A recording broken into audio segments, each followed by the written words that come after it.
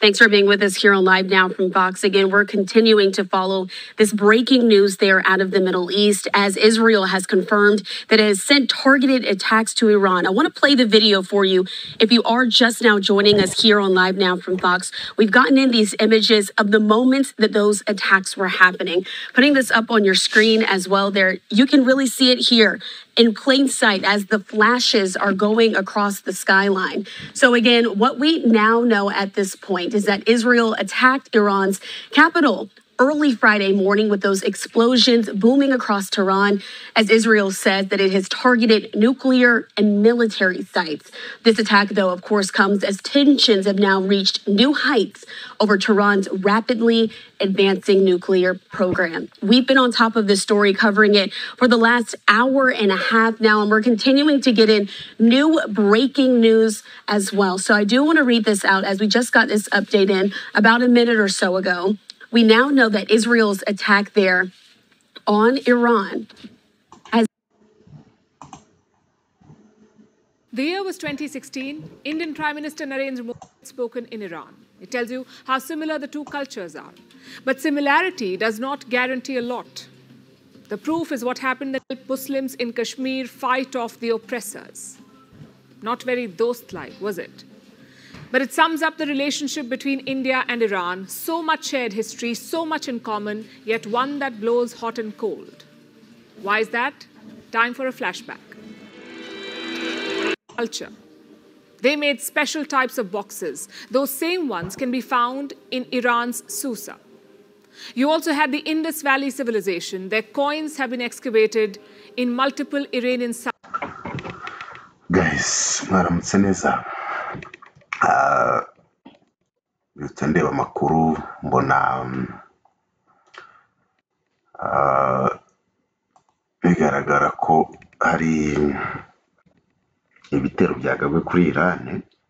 Israel yagabye kuri Iran.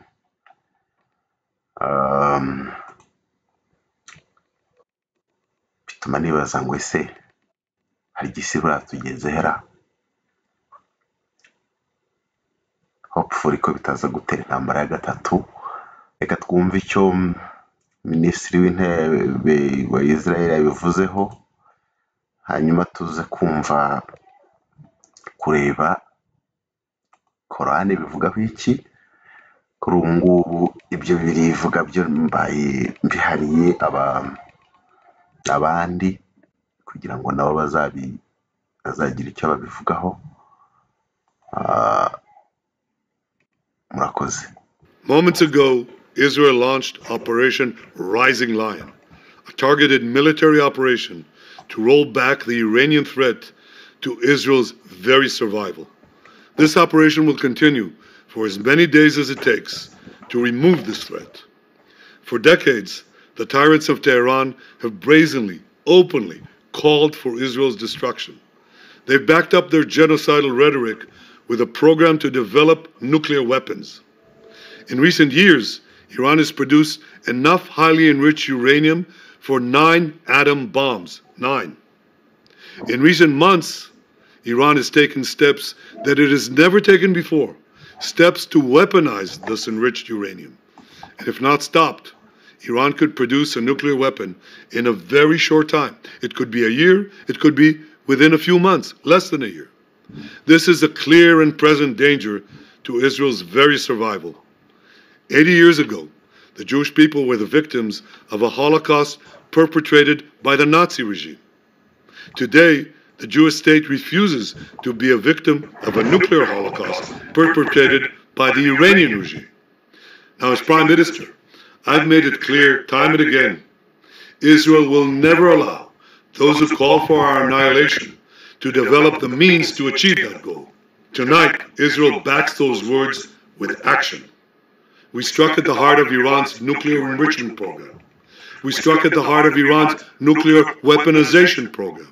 We targeted Iran's main enrichment facility in Natanz. We targeted Iran's leading nuclear scientists working on the Iranian bomb. We also struck at the heart of Iran's ballistic missile program. Last year, Iran fired 300 ballistic missiles at Israel. Each of these missiles carries a ton of explosives and threatens the lives of hundreds of people. Soon, those missiles could carry a nuclear payload, threatening the lives not of hundreds, but of millions. Iran is gearing up to produce 10,000 of those ballistic missiles within 3 years. Now just imagine 10,000 tons of TNT landing on a country the size of New Jersey.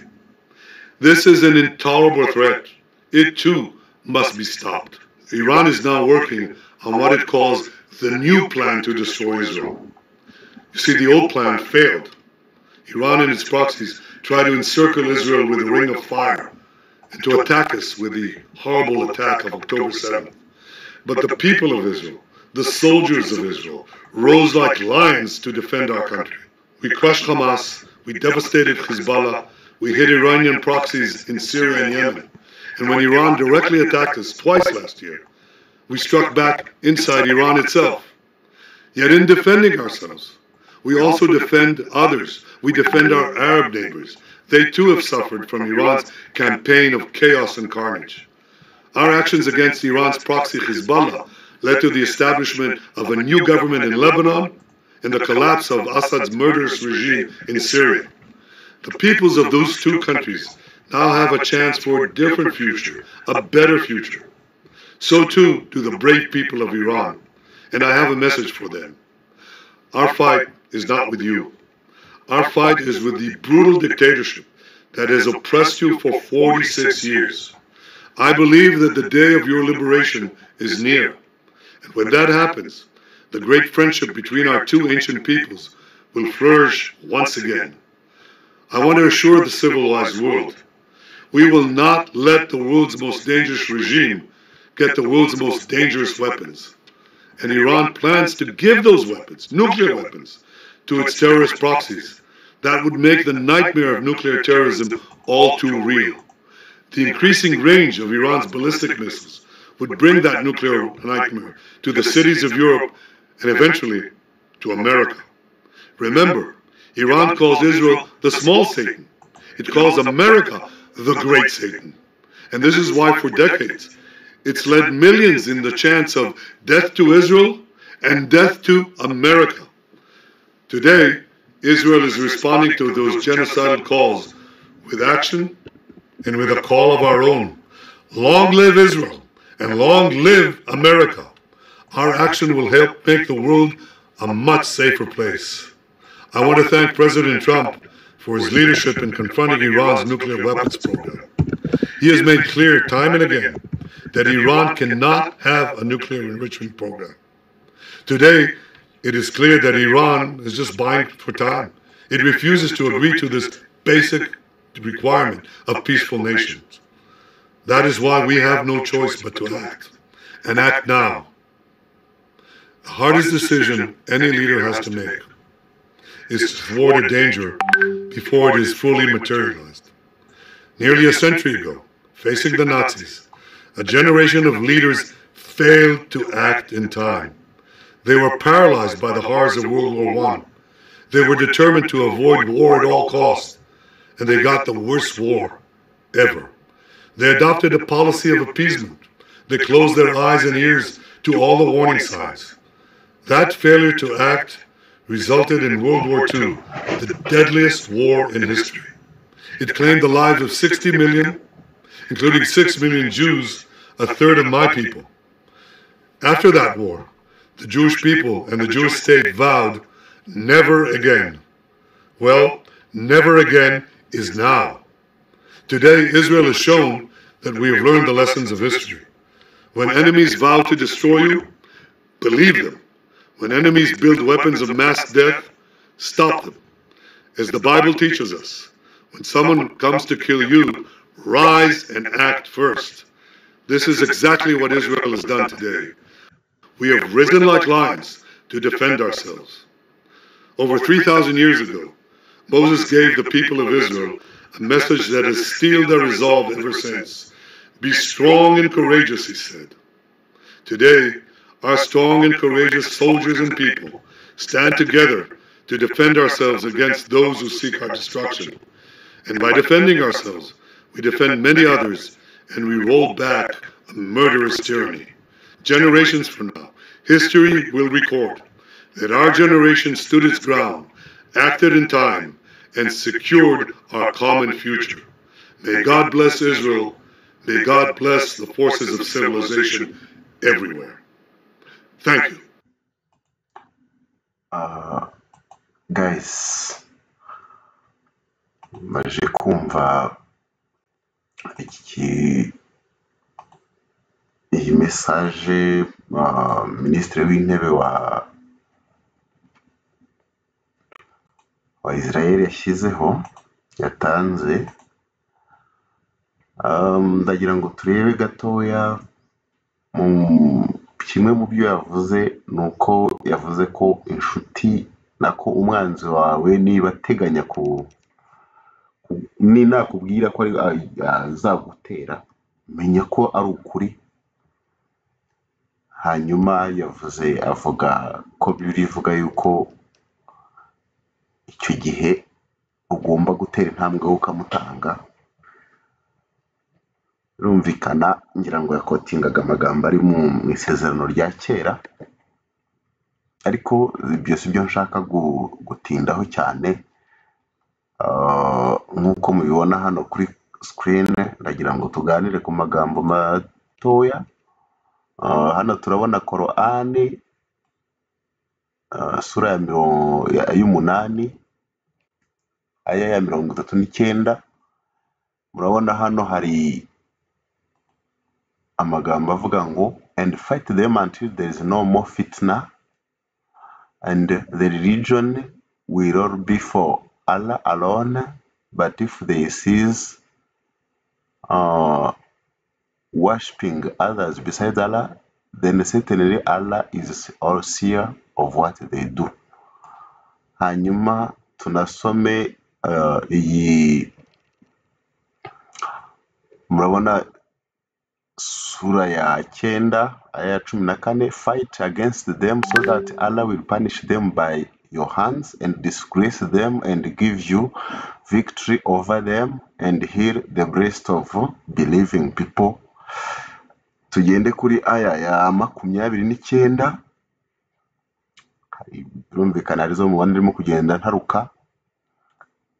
Hano hari muri iyi sura ya 9 aya ya 29 aravuga ngo, fight against those who believe not in Allah nor in the last day, nor forbid what which has been forbidden by Allah and his messenger, and those who acknowledge not the religion of truth among the people of the scripture, between brackets Jews and Christians, until they pay jizya with willing submission and feel themselves subdued. Nagira ngo nibutse yuko iyi sura ya 9 isura yo kwihana kuba Islam. Ndumva Abayisilamu bayizi cyane, ariko urabona ko hari umurongo wabwira yuko muri icyo gihe nyine bagomba kurwana n'abatemera Allah. Bagomba kurwana n'abatemera Allah. Reka turebe Korani y'Ikinyarwanda kugira ngo babumve Ikinyarwanda gusa babashe kubyumva, kuko ikigaragara nuko intambara turimo tubona ari ibisanzwe, ariko ugiye kureba ni intambara yo mu buryo bw'umwuka. Bituma dukwiriye no gufata umwanya wo gusenga, kubera yuko igira ingaruka ku buzima bwacu. Murabona hano mu Kinyarwanda baravuga ngo, nimurwanye babandi batemera Allah n'umunsi w'imperuka, batanaziririza ibyo Allah n'intumwa ye baziririje mu bahawe igitabo. Nk'uko twabibonye, abahawe igitabo n'abakristu. Murwanye bamwe mu bahawe igitabo batayobotse idini ry'ukuri ariyo Islam. Bivuze ngo uwo ari we wese utayobotse Islam agomba kurwanwa kugeza atanze jizya, batanze jizya ubwabo kandi baciye bugufi. Ahangaha nuko babyanditse gutya, ariko ntabwo ari byo, ahubwo bagomba gutanga iyi jizya. Ni umusoro wihariye utangwa n'abakristu n'abayahudi banze kuyoboka idini ya isilamu, kandi nabwo mu gihe runaka cyagera bataremera kuyoboka bakaba bagomba kwicwa baciwe amajosi. Reka dushaka gushaka ayo magambo avuga ngo kwicwa baciwe amajosi. Murabona yuko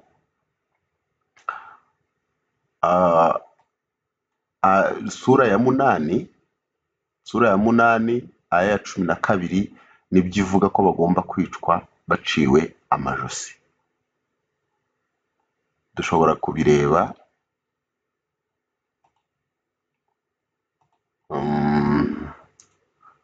sura ya 8 aya ya 12.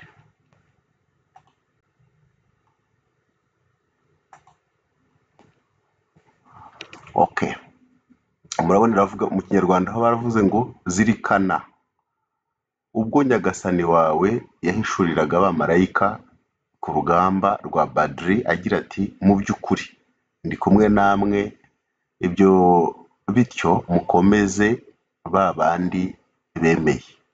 Ndaza gushyira ubwoba mu mitima y'abahakanye, ngaho nimuce imitwe, munabaca imitwe y'intoki.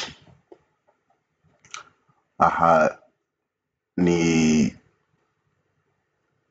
uko babishyizemo hano bavuga ko ari mu gihe cy'urugamba rwa Badri, ariko muri Korani y'Icyarabu aya magambo ntarimo, bivuga ko ari urugendo rukomeza gukorwa, ni urugamba rukomeje.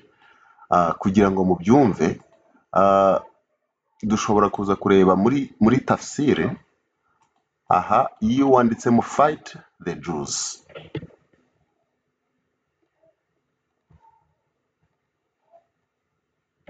fight the Jews, aha murabona ko haravuga ngo Allah Zato said, the hour will not be established until you fight with the Jews, and the stone behind which a Jew will be hiding will say, O Muslim, there is a Jew hiding behind me, so kill him. Mu Kinyarwanda aravuga ngo intumwa ya Allah yaravuze ngo isaha y'imperuka ntizagera mutararwana n'abayahudi kugeza ubwo ibuye rizaba ryihishwemo n'umuyahudi rizahamagara umusilamu rikamubwira ngo umusilamu, inyuma yanjye hari umuyahudi uhihishe, mwice. Urumva ko ari intambara ikomeje. Hari igihe tubifata nk'ibisanzwe, hari abantu tuba mu madini, mu Isilamu akaba yagendera mu kigare cyangwa se undi muntu wese, ariko ni intambara ikomeje, ni urugamba rukomeje. Murabona ko izi hadisi ku Bayisilamu murabizi ni amagambo abasangirangendo ba Muhammad bavuze, bavuga ku byo we yakoze, ibyo yavuze, uburyo ubuzima yabayeho, kandi ni itegeko kubyumvira, kubera yuko uwumviye Muhammad aba yumviye Allah, ni ibyanditse muri Korani. Umusuzuguye abasuzuguye Allah. Izi ni hadisi zose zivuga kuri icyo cyo kurwana n'abayahudi. So iyo tubona intambara igamije kurimbura Isirayeli, ni intambara ishingiye no kuri religion, ni intambara ishingiye kuyobokamana, ku buryo rwose utatinya kuvuga yuko ari intambara iri genocide igamije kurimbura ubwoko, kuko ni ukubarwanya aho bari hose. Ngira ngo mujya mubibona, kandi nyuma yaho abakurikiraho nyine ni abakristo. Iyo mwumva kurwanya Amerika, mukumva kurwanya Uburayi, mukumva kurwanya ibindi, ntago ari uko twebwe dusigaye, ahubwo ni intambara ikomeje, kandi dukwiriye kugira gute gusenga kugira ngo imyumvire ihinduke, abafite iyo myumvire bahinduke mu mitekerereze, kubera yuko iyo umuntu atekereza ko Imana yamutumye kwica abandi, rwose ni ikintu kidakwiriye kwihanganirwa. Ngira ngo nta muntu n'umwe wabyihanganira. Ibi umuntu ashobora gutekereza yuko ari amagambo. Reka turebe igisobanuro cy'umurongo umwe wo muri Korowani. Ku bazi Korowani igira ibisobanuro, tugiye kureba ibisobanuro by'amagambo ariya twabonye muri sura ya 9. Murayibona yitwa At-Tauba cyangwa se repentance, ni ukwicuza cyangwa se ukwihana. Kwicuza ni nayo kwa kwezi biba mu gihe cya kwa kwezi kwitwa Ramadani. Twabonye ko ari ku murongo wa 29. Ego 29. 29. Hanyuma tugiye kureba ibisobanuro by'umuskola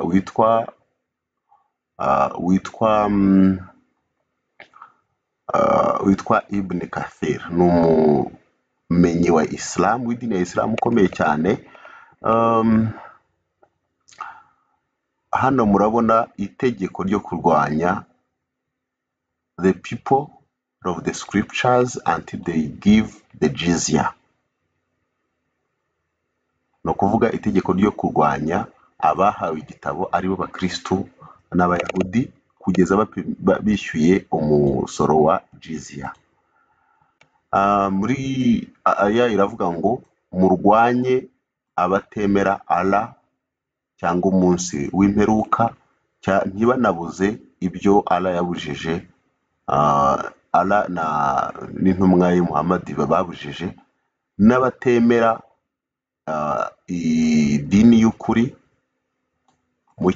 mu bahawe igitabo kugeza bishyuye umusoro wa jizya with willing submission and feel themselves subdued.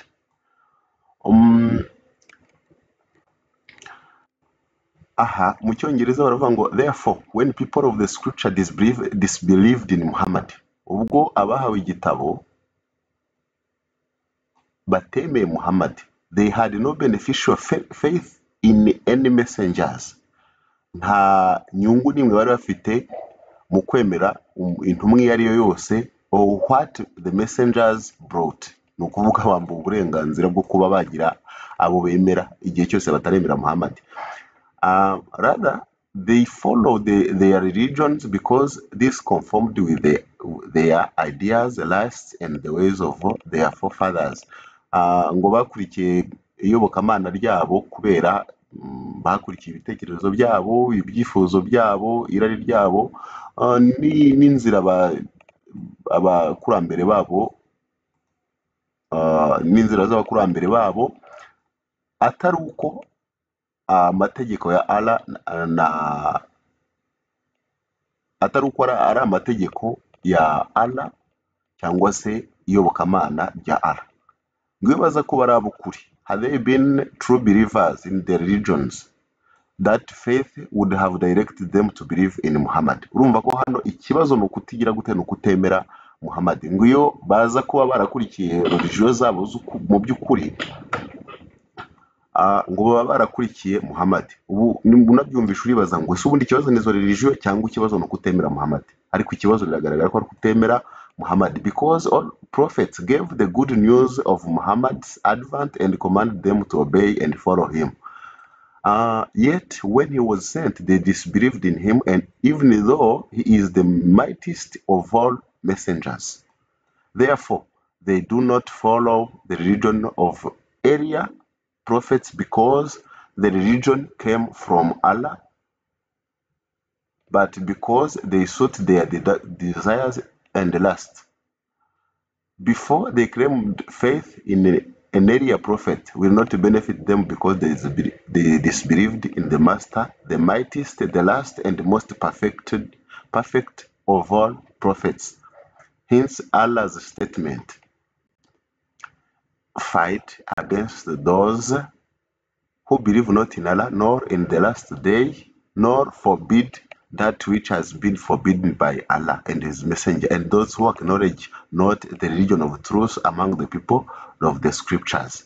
Aha nk'uko mubibona bihita bisoza. Hejuru twabonye ko ikibazo ari ukutemera Muhammad, ariko aha ni ukutemera Allah. Mu yandi magambo, ku Muyisilamu akwiriye kumenya ko Imana ye ni Muhammad, ntabwo ari Allah. Muhammad niwe Allah, kuko ikibazo hejuru ni ukutemera Muhammad. Hanyuma bavuga ko this honorable ayah, ngo uyu murongo w'icyubahiro wahishuwe wo kurwanya people of the book, abahawe igitabo, nyuma y'uko abapagani bari batsinzwe. Abapagani bamaze gutsindwa, abantu batangira kwinjira muri Isilamu cyane ku bwinshi. Turabibona hano ngo Arabian Peninsula yose yari yarangije gufatwa n'abayisilamu. Hanyuma Allah ategeka intumwa Muhammad kurwanya people of the scriptures. Ngaba hano barasobanuwe cyane kuko bari banze kumwemera. People of the scriptures ni Abayahudi n'Abakristo. Ngo on the 9th year of Hijra, ubwo ni nyuma mu mwaka wa 9 Muhammad amajije kwimukira i Madina, and he prepared his army to fight the Romans, ategura intambara yo kurwana n'Abaroma, and called the people to jihad, announcing his intent and destination. Ahangaha yagiye kurwanya Abaroma, birumvikana iki gihe hari Eglise Catholique. Muri make iyi ntambara yaje gusoza, Muhammad yaje gupfa, ariko nyuma ye abakalifu bakurikiyeho barayikomeza, baza gufata ibihugu byinshi cyane birimo za Espagne. Muri Europe bafashe ibihugu byinshi cyane. Uwashaka yabigira yenda tuzabigarukaho ikindi gihe. The messenger sent his intent to various Arab areas around Medina to gather forces, and he collected an army of 30,000, some people from Al-Madinah and some hypocrites in and around it, lagged behind for that year, and was a year of drought and intense heat. Ahangaha bigaragara ko Muhammad yategetse aho yari yarafashe hose ko begeranye ingabo kugira ngo bajye kurwana n'Abaroma. Ngibi hano nibyo tuza kubona. Ndagira ngo mbabwire ko muri izi ntambara nibwo Egypte yafashwe. Ubundi Egypte ntabwo ari igihugu cy'Abarabu, byo washaka yabimenya. Usanga tuvuga ko ari Abarabu ariko babayeho ryari. Turabona ko nyuma yo gufatwa kw'ibihugu by'abo Bakristo n'Abayahudi, bagomba gutanga umusoro wa jizya nk'ikimenyetso cy'ubukafiri no gusuzugurwa cyane, until they pay jizya if they do not choose to embrace Islam. No kuvuga niba batemeye kuyoboka Islam bagomba kwishyura umusoro wa jizya with willing submission, babishaka, in defeat and subservience,